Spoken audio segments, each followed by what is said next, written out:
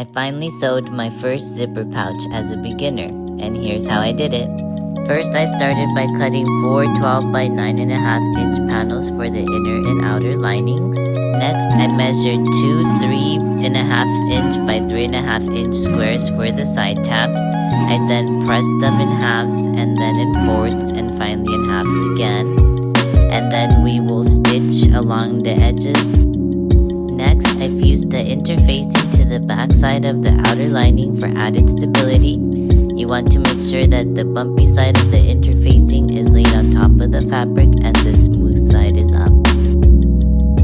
Now we align the zipper facing down in between the two fabrics with the right sides facing each other and clip. Now let's take it to the sewing machine. Here you'll want to use your zipper foot and sew as close to the zipper as you can, and make sure to top stitch afterwards.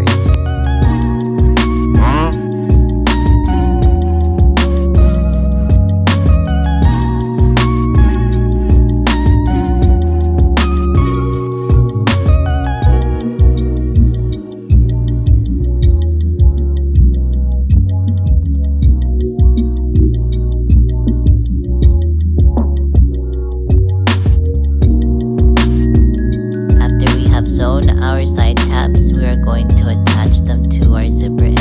And remember to go slow, you do not want to break your needles or something worse. Next, I aligned the outer and inner lining fabrics together and clip them.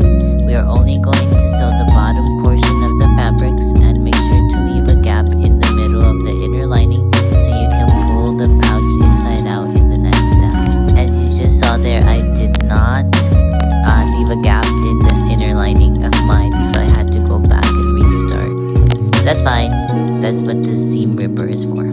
Then I pressed the seams and aligned them together with the zipper, making sure that the zipper is unzipped. Then we're going to stitch the sides closed and then turn the bag inside out.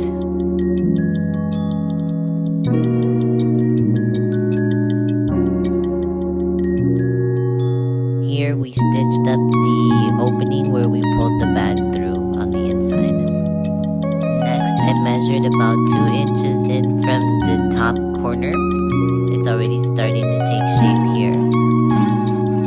Then we sewed the 2 inches in to make the box corners. This was a French seam, so remember to flip the pouch inside out and do a stitch from the insides to hide the outside seams. And you're all done!